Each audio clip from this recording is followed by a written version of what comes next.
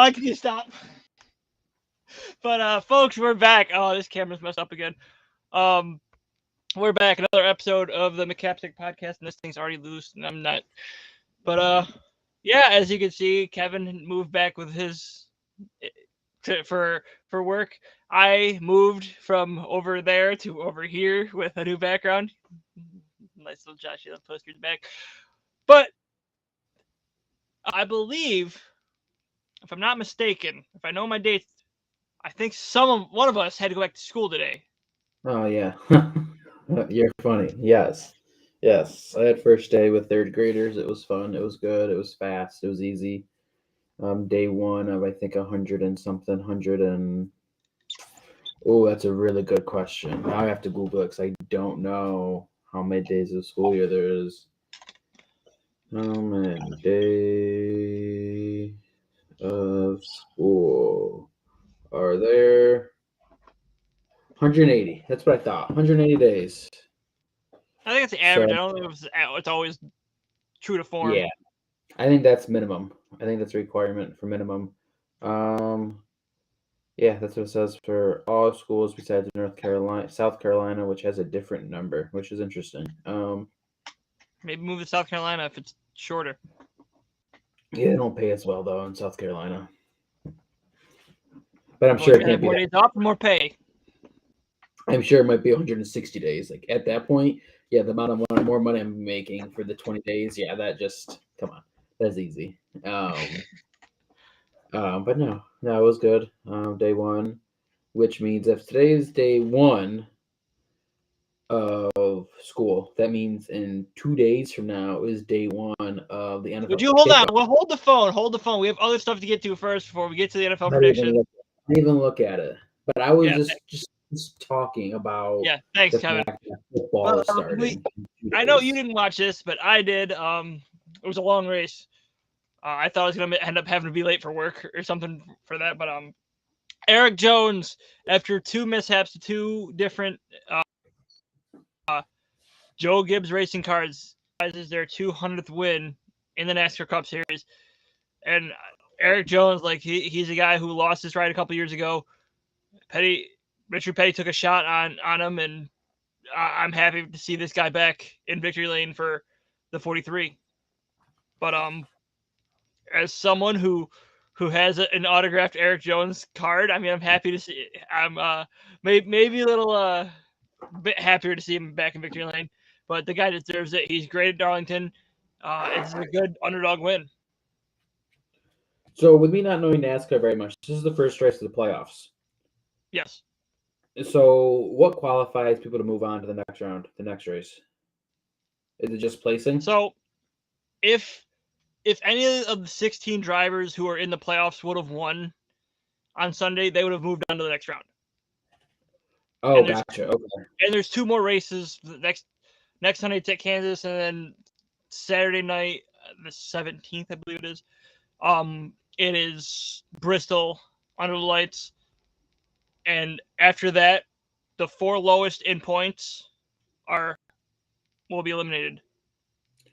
Okay, gotcha. Okay. It's three round uh, races, three round race length. I don't know how to say that correctly without screwing it up. And then the last race is a winner. Just highest finisher takes it. Gotcha. Okay. And the points are the still same point system that they were in the regular season? Yeah, it's still 10 to 1 for top 10 in the stages, and then various, I think it's 40 to 35 from first to second and on downward in the final stage. But learning NASCAR with Kevin. Yes, But yes, yes. but now, as many people see, I have a Detroit Lions jersey on. Wrong way, wrong sleeve. But it's not because Kevin's bet of him having the Detroit Lions winning the NFC North this year, which we'll get to that later, a little bit later. It's because of the Hard Knocks season finale. Kevin, I don't know if you have HBO Max, but I did, and I wanted to watch it, but we no longer have it. So, I, yeah. Dan Campbell is amazing. I mean, he's like such a good coach. Like, there's gonna be some jokes I'm gonna make on TikTok later at McAdoo. I think it's McAdoo 16, McAdoo 316, something like that on TikTok. Follow me. But there's like he's such a good dude. I'm happy to see Jared. Like, I'm surprised how much little Jared Goff has been on the show though. Like maybe they were they wanted to wait until after like now because tonight's the finale. But if you're the starting quarterback, you'd figure he'd be on there earlier than that. Yeah, except for the starting quarterback, he has no future in Detroit.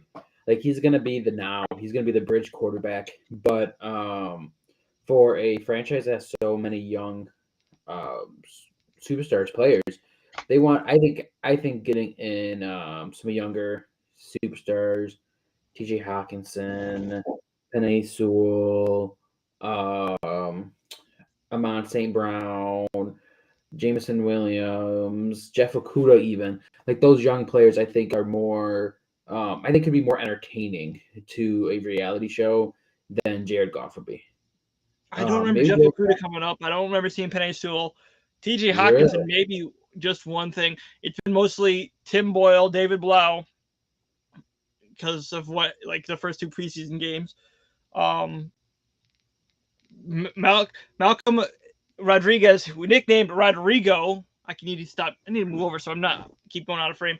Malcolm Rodrigo, who has just become a certified stud and a fan favorite in Detroit. I feel like Aiden Hutchinson, obviously because he's the first round pick and he's gonna Yep. get a lot of attention, and he was in the first episode. I mean, it's been entertaining. I wasn't a big Hard Knocks guy coming into this one, but I was like, it's Dan Campbell. You got to watch. And this one's been entertaining. I want to watch when the Cardinals are on there later in the year, November 9th. They're supposed to start the Hard Knocks in season. And you know how big, I shouldn't say how big, but like how much I do like the Cardinals as my second team. I wanna see what happens when the new Call of Duty drops and how often Kyler Murray is playing Xbox instead of studying film. It's very interesting. I can't believe they're doing a in-season Hard Knocks. I think it's going to be interesting. I think it's going to be good. It'll be something that you haven't seen. I mean, they did it last year with the Colts, so. Oh, they did. Oh, okay. Ooh, and that poor heartbreak of the Colts at the end of the year, man, that stinks. And like I don't know, I think it's cool. You see a different part of NFL teams. I know that Buffalo will probably never have it if Sean McDermott is in town. He is just too professional, and I think that's too much towards the Bills. I don't think he's interested in it. I don't think he wants any of that out. I think he wants to stay secluded and quiet, and I think they want to do work. So I don't ever see the Bills being in Hard Knocks, and I wouldn't ever see the NFL picking Buffalo to be a Hard Knocks team, anyways. I mean, it's not gonna break my heart if the Bills never get in there. I mean, I as long as like the Bills are doing well, no one's gonna care. It's just whoever they pick, they pick. I mean, I'm not gonna, but I think Detroit having Dan Campbell and a lot of people seeing what Dan Campbell did last year with his first year in the team, a lot of people we're like, yeah, we're gonna watch, we're gonna pay for HBO Max or whatever and get it because they want to see Dan Campbell. Like I think Dan Campbell has become one of the more likable coaches, if not the most likable coach. Absolutely, definitely entertaining too. The most entertaining coach I think there is currently. I mean, imagine having Bill Belichick be on the team that is having Hard Knocks. That would be you would get nothing. That would be the least entertaining show ever existing if Bill Belichick was the head coach of the Patriots when Hard Knocks was there. That would just not be entertaining. I really wish. Who was the Hard Knocks team last year at the beginning of the year? I don't Was remember. it Oakland? No, not Oakland. Was it Vegas? No, Antonio Brown wasn't on Vegas last year, and he was on Hard Knocks. They were. Are you sure he wasn't on Vegas? He wasn't out in Vegas with his foot injury, with his because he frosted his foot. Cowboys. Cowboys. I think they really should have been in Jacksonville last year and see You how can't. Urban First year head according to the Hard Knocks rules, first year head coaches are not allowed. Darn, you know how funny that would be? Him kicking players and stuff, seeing that on live TV, that would have been hilarious. But the only thing that's more funny to me is my NFL predictions for this year. And they are ridiculous when I tell you ridiculous. I was doing this just casually, and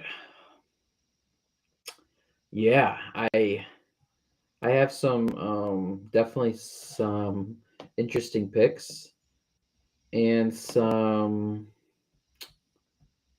oh yeah. Let, let's just see. Can I play around in here? Give me the standings. Okay, perfect. Right here.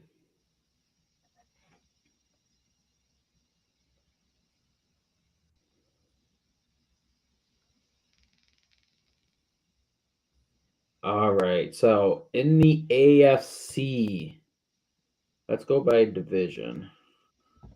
No, it's not gonna let me. I didn't Type go right by. here. I just went by seeds. Okay, so you went into the playoffs, is what you're saying. Yeah. All right. I'll start it off because I have the Chiefs as a 7 seed. I think they go 11-6. I think because of that harder schedule, the AFC West is that much harder this year. It's going to be a little bit tougher road for Kansas City and that defense because who does Patrick Mahomes have to throw to besides Travis Kelce? Juju's not there to be the number one guy. McCall Hardman is not Tyreek Hill. So I think they still make it in, but they're just going to slide into the back door in the 7 seed. I have the Raiders at 6. I think their running back tandem that they have is underrated with Josh Jacobs, Zamir White, and everyone else back there. Devontae Adams is a huge pickup for Derek Carr. Darren Waller is a top 5 tight end, maybe top 3, and I think a lot of people are sleeping on him. And that Raiders defense wasn't bad last year, if you really think about it. And their schedule is easy. Yeah, Their because they schedule is finished. Well, not it's not really hard. easy because they do have to play like the second place teams in each division for the AFC, and I don't know who. I don't know what their NFC team would be, but there's that. 5th, I think the Bengals are the 5th seed at 12-5. Um, the Burrow, it's not going to be an easy road for them either. They're going to have a tougher schedule this year. The Bengals are not going to have back, but at the same time, that magical run they had last year is not going to be the same. Baltimore is not going to is going to have all their players that they had out last year come back with where it be J.K. Dobbins or the tremendous amount of injuries they had on the defense last year. So for that, I think the Bengals finished number 2 to the Ravens, but we'll get to that. 4, I have the Indianapolis Colts. I think Matt Ryan this is his comeback year after being with the Atlanta Falcons. He gets back to the playoffs, and maybe there's a run there for Indianapolis in the playoffs. Number 3, I have Baltimore 13-4. Yeah, this one, I mean, like I said earlier, they're getting all their players back on the defense and offensive side of the ball. J.K. Dobbins is going to be back. Lamar Jackson, I think he's learning how to throw the ball better than what he did before, and it's going to suck not having Marquise Brown, but at the same time, it might be an addition by subtraction with what the off-field stuff that he's doing. Number 2, and we got another 13-4. We have the Denver Broncos. Russell Wilson might not be an elite talent anymore, but he's still better than what they had with Drew Lock. And who else did they start last year? It wasn't just Drew Lock. I can't remember, but Teddy Two Gloves. yeah, which Teddy's not bad, but he's not Russell Wilson good. And that defense is just scary with Patrick Surtain and not Nick Chubb, Bradley Chubb. Yep. So, I mean, they're destined to be good this year. And then number one, bias or not, it's Buffalo. I think I've said on the show before, it's Super Bowl or bust with this team, and they have to go out and perform this year. And with a 14-3 record, it's there. Now, NFC. Or Earl, do you want to go to your AFC first? I can do my AFC. So I have the Bengals outside the playoffs at 10-7. They did not make it with my predictions. We have Broncos with a 7th seed, 10-7, finishing last in their division. So all four teams make the playoffs. And my prediction, the Chiefs go 12-5 at the 6th seed.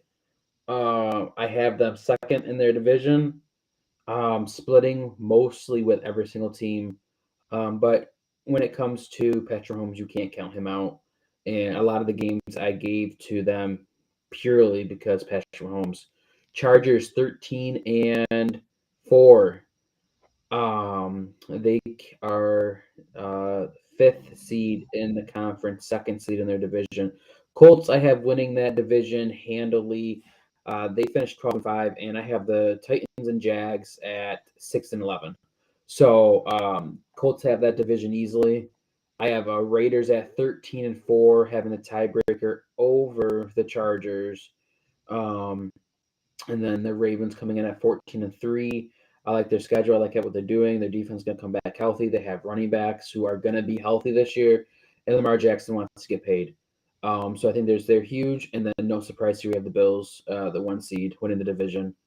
Like you said, it's Super Bowl or bust. And I have the regular season doesn't worry me. Let's just say that for the Bills this year. Have no concerns of the regular season. And then we can go over the NFC. You can start or I can start. Doesn't matter to me. All right, I'll go. 11-6. We have at the 7th seed the Minnesota Vikings with Kirk Cousins. I believe Jalen is going to be that thing that puts him over the top. No, Dalvin Cook is going to be fully healthy. We hope. Justin Jefferson is going to be that guy who, I mean, a lot of people have him as the number 1 wide receiver this year. So, I mean, it's time for them to show up, and I think with their first year head coach, he's going to do that. At number 6, probably a surprise, I have the Tampa Bay Bucks at 13-4. I think that with the loss of O.J. Howard and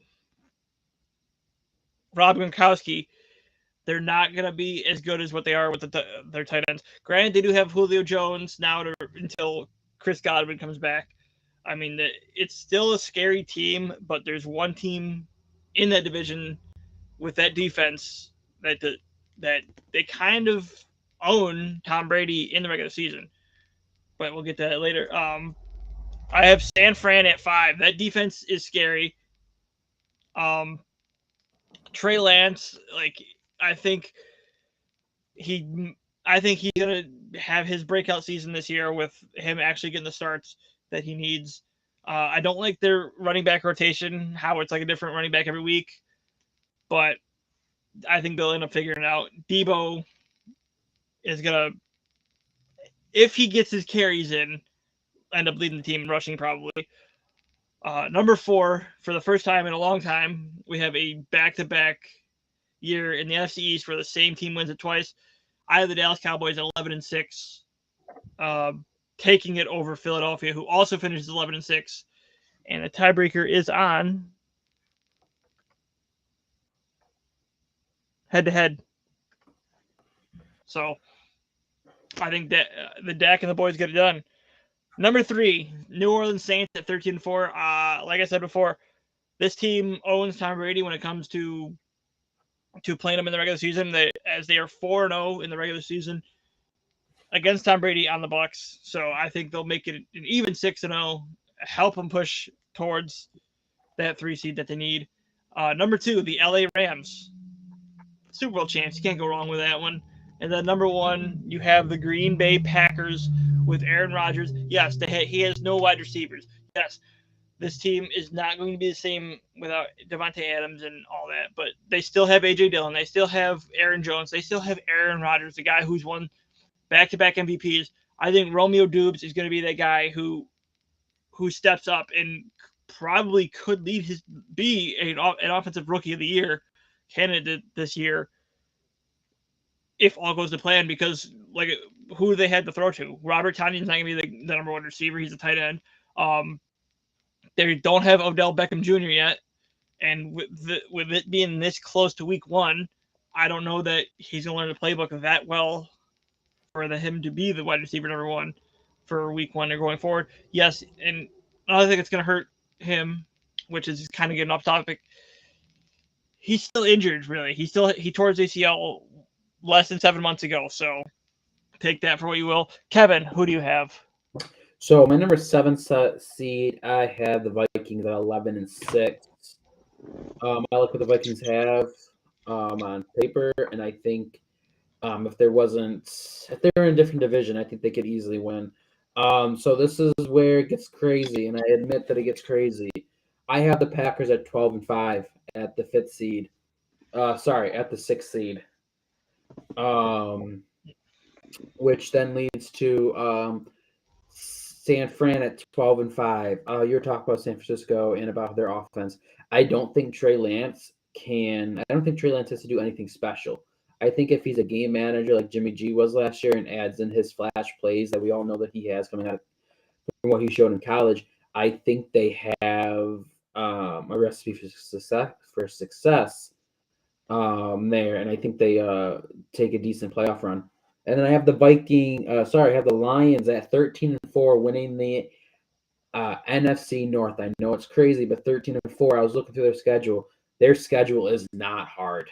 Let me tell you, their schedule is not hard. I think I had them losing both games to the Packers and both games to the Vikings. I still have them winning their division. I have the Bucks at 13-4, winning their division. As much as I hate Tom Brady, I think they're the best team in that division. And the more I'm looking at this schedule, the more I'm realizing that I really underdid the Saints. And I think the Saints could squeak into the playoffs this year. But from what I just did 10 minutes ago, does not look like that. Eagles, 14-3, win their division, NFC East. I like what they have there. I think they have one of the most improved rosters in the league compared to last year. And then I have the Rams going 14-3, being the number one seed in the NFC. That is my NFC predictions. So shall we get into the playoffs then? Sure. Let's see. I'm just going to try this. If it'll fit all on the page.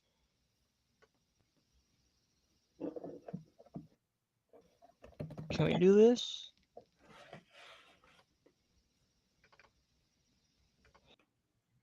Here's my bracket. I have the Bengals over the Colts in the wild card. The Broncos taking the Chiefs. And then the Ravens over the Raiders. The Bills beating the Bengals. Broncos over Ravens. Bills beat the Broncos.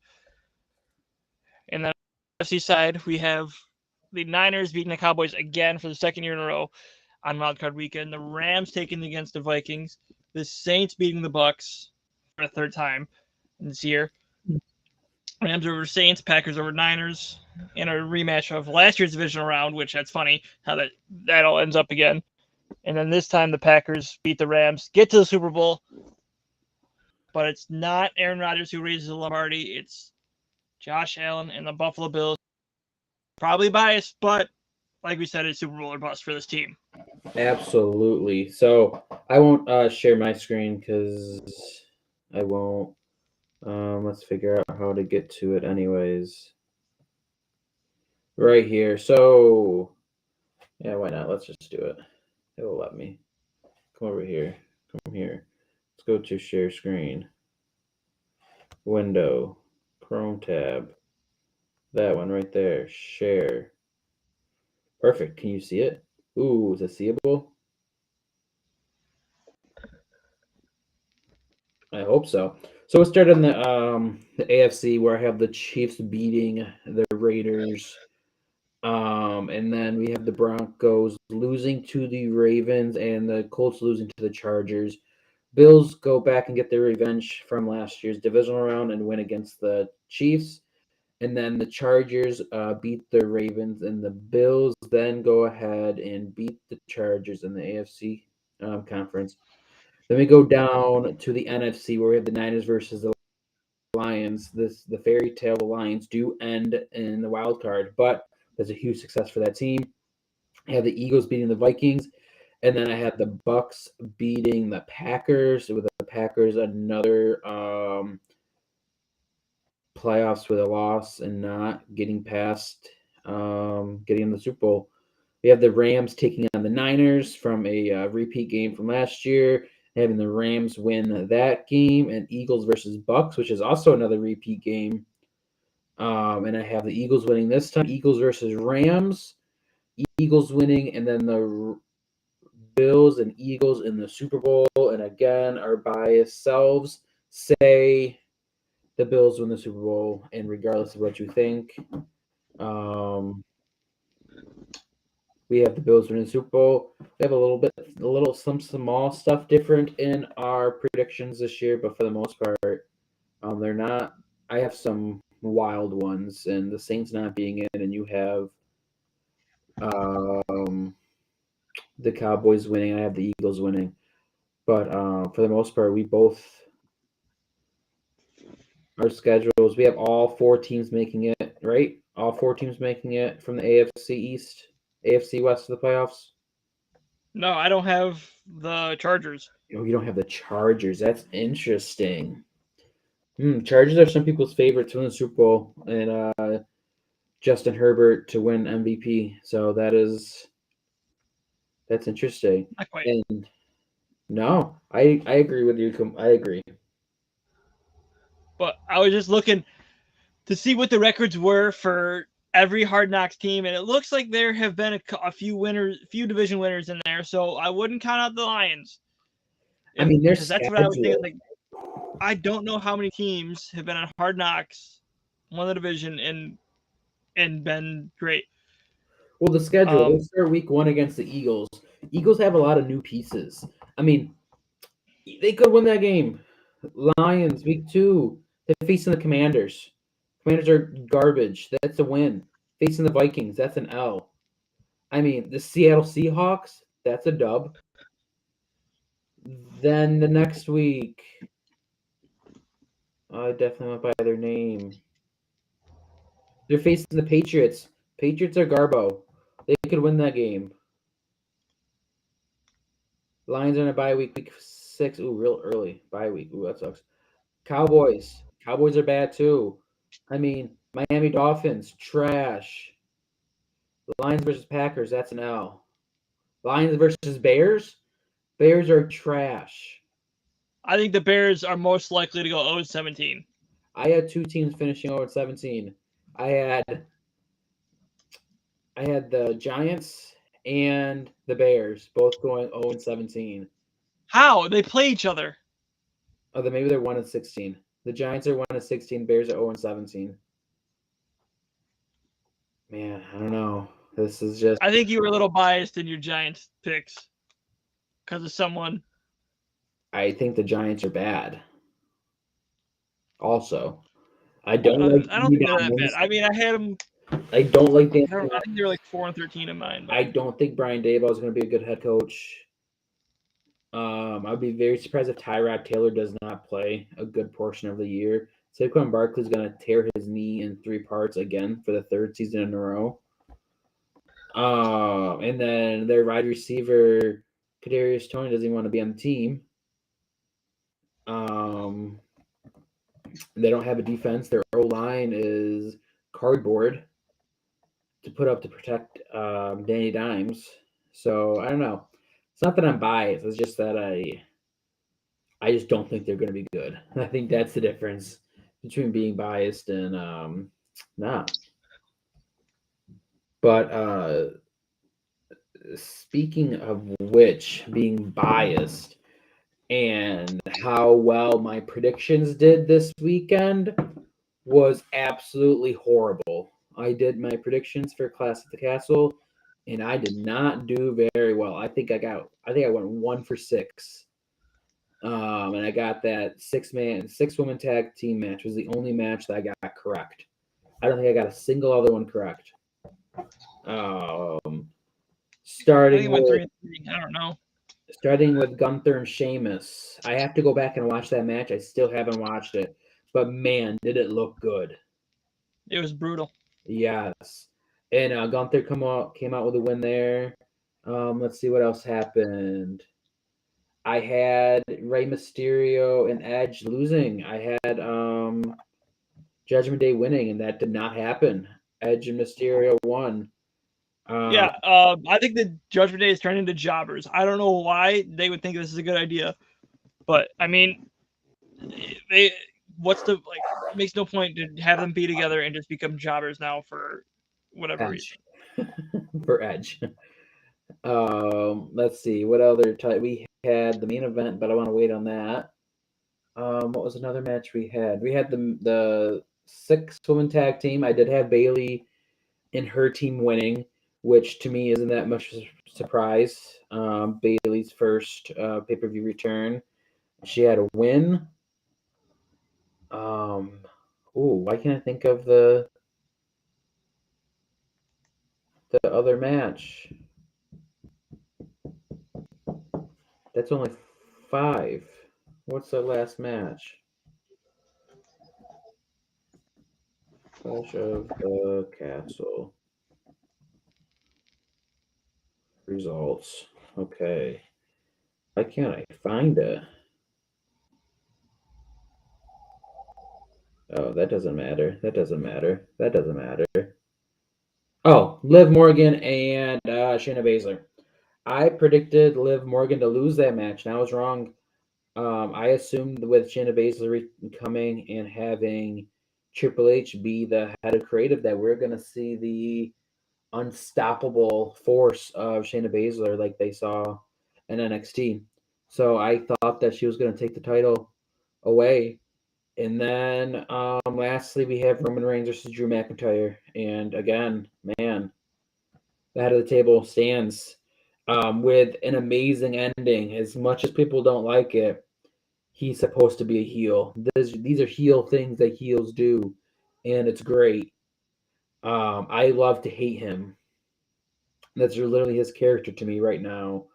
And for him to win again, he's going to break Hulk Hogan's record. I think it's 1,400 days reign.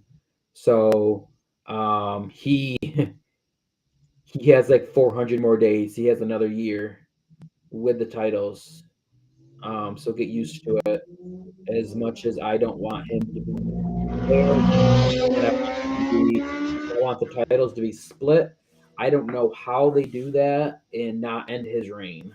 I don't know how. So in 400 days from now, will be the next time we see those titles separated. But that was Clash They of need to be separated now. I mean, you could take the WWE Championship off, just have you have Theory or whatever take the WWE Championship off, and you just leave the Universal title on them, and that's how you go about it. That's you think that's going to be how it goes? I'm okay No, it with should be, but I don't know why he's only defending it as the undisputed titles. It's just so stupid, and it's making fans angry because they don't like no one understands why they're undisputed. Like the tag team titles, the same thing. Problem there. Yeah, the tag team shouldn't be undisputed, but I also think that that will change over time with Triple H. He values tag teams more than Vince McMahon did. And that was a mess that Vince McMahon did. So he's going to fix it over time. It just depends on how soon it gets fixed. But last night we had another problem with the tag team division after Braun Strowman comes back and destroys the 4 tag teams that were in the middle of a match. So you wanna value these guys, but at the same time you're just devaluing them because you have one guy come in and just absolutely destroy them all. Which during the destruction of these tag teams, you had the guy who came back absolutely trip over, just like Titus O'Neil did at greatest Royal Rumble, and you end up screwing yourself there. I did not. I'm indifferent about the return. I think that he is a more bland character than the Big Show was. And that's saying a lot because the Big Show had nothing going for him besides being giant. Braun Strowman, during the COVID and they had the choo-choo train noises going around when he was running around the ring, they had train noises going on. I was like, what the heck are they doing? I don't think he has a character. I would love for them to build him a character. But the fact that a few years ago he had a feud with Shane McMahon, and it was all over the fact that Shane McMahon was being a bully and was calling him dumb. Like, that's the best you can do is have Shane McMahon call him dumb. Like that's really what WWE's having as a match at WrestleMania is Shane McMahon calling him dumb. So hopefully creative will be a little bit better with Braun Strowman this time around. We'll see. I'm not convinced, but that's just another return of many that's going to happen over We're hoping for one. There's only one guy that there's a lot of WWE fans want to see. I'm not going to say his name, but you know who I'm talking about. Yep. I also think there's I think there's other two women too that people want to return as well, in the tag team division. Well, you don't want them to return? I know you don't like the one. I would want them to because I'll no comment. I'm not going to say on here, but oh, I got you. I think there's some people who are over them. Oh, wait a minute. Didn't they return already? No. Are we thinking? You were thinking of two different people. Right, I'm talking about Sasha Banks and Naomi. I'm not gonna beat around the bush. Yeah, that's not who I was thinking at first. I thought they returned already. No, they're not back yet. Oh. I don't think so. Oh man, I'm on live air now saying that they're not returned. Oh man. And I'm on here saying that I think they returned, so we'll find out. But it's still a potential return. Nah, apparently I don't pay attention well enough. All right, is there anything else you want to add, Kevin, before we get off here? Absolutely not. You want to take score predictions for Thursday night? I have over 52.5. I don't care how it happens. I have a Bills win over 52.5, so just get it done. 42-24 Buffalo. Ride or die. That's prediction. All right. Well, that's going to do it for us here. Enjoy the rest of your Tuesday and the rest of your week. One more thing. I don't know how to forgot to add this. The Florida Gators upset the Utah Utes in the Swamp. That win jumped them up to 19th in the Coaches Poll, 12th in the AP poll. Coming up to their game against Kentucky this Saturday on ESPN. But I was happy. I did scream after that final interception in the last seconds there. I put something on my story, and I'm sure Kevin saw it about how like my heart went just it spiked. Like it was, I was starting to shake, and heart was just pounding from nervousness. And I'm sure I was like, "Yep, football season's back." That's just how it goes always. But Kevin, I know you don't watch college football. Did you watch any of the games over the weekend? No, I caught some of them. I was having lunch on Saturday, and I caught some of them. I can't tell you which games I caught, but it was entertaining still to have football on. I was watching it. I wasn't paying that close attention. But there's some crazy plays that happened. Oh man, and then the Gators quarterback, that crazy play he made. The fake spike spin and then throw in the corner of the end zone. The wide open guy. He was just standing there. Crazy play. Number 15, is that a throwback to Tim Tebow? That's exactly what I was thinking. I was like, oh man, Tim Tebow's back on the Gators. I didn't think that's how that worked. But no, it was No, no. Anthony Richardson, you better know the name. Who's actually in the news over the offseason because his nickname used to be AR-15, but Not a good nickname. It's not a good. I love the nickname. I don't know why. I mean, if No, you're a quarterback and they say you have a rifle arm, that should be a quarterback nickname. I understand that he doesn't like it because of the connotations that the media and everyone has put into it, but still, are we going to rename rifle arms to something else? Like, oh, he can throw really well. No, the quarterback has a rifle arm. We'll call him. I'll get myself in trouble. We'll still call him rocket. It's still but what's a rocket, Kevin? Okay, but a rocket isn't realistically going into schools and shooting children. Oh my God. All right. Well, I won that argument. No, he did. So, it's still a weapon. So it's still a weapon. So this is the end of the show. Now we're going to a place we're not going to. So, Kevin, you want to end or do you want me to end it? You got it. All right. After that discussion, Jesus Christ, I think that's going to do it for us here. Thank you for watching. It's been a wonderful 42 minutes that probably are going to get us both canceled. Kevin's going to lose his job as a teacher. I'm going to never come back on here. Twitch is going to kick me off. YouTube probably is going to do the same. But thank you for watching again. We'll see you next week, hopefully.